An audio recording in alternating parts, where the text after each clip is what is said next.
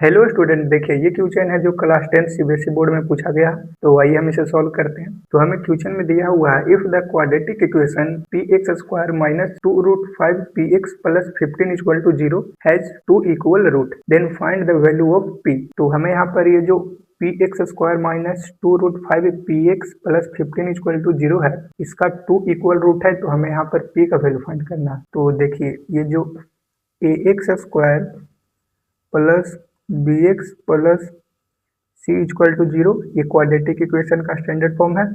And जब हम इसका रूट फार्मूला के हेल्प से फाइंड करते हैं तो वो फार्मूला होता है x equal to minus b plus minus root b square minus 4ac upon 2a। तो ये जो रूट के अंदर जो ये बी स्क्वायर माइनस 4ac है, इसी को हम डिस्क्रिमिनेंट कहते हैं।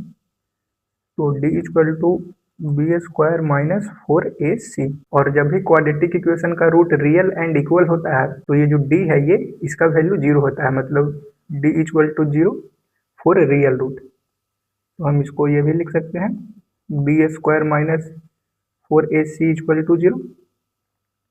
तो ये देखिए जो हमें क्वाड्रेटिक इक्वेशन दिया हुआ है, इसको जब हम a x square plus b x plus c equal to 0 से कंपेरिजन करेंगे तो ए का वैल्यू पी आता है, बी का वैल्यू माइनस 2√5 पी आता है एंड सी इक्वल टू 15। और जब हम यहाँ पर बी स्क्वायर मतलब माइनस 2√5 पी का होल स्क्वायर करेंगे माइनस 4 ए का वैल्यू पी एंड सी का वैल्यू 15 इक्वल टू 0। और जब हम इसको सॉल्व करेंगे तो ये 2 का स्क्वायर 4 होगा एंड माइनस माइनस प्लस, तो ये 4 एंड √5 का स्क्वायर करेंगे तो ये 5 एंड पी का स्क्वायर पी स्क्वायर माइनस 15 4 जा 60 पी इक्वल टू 0।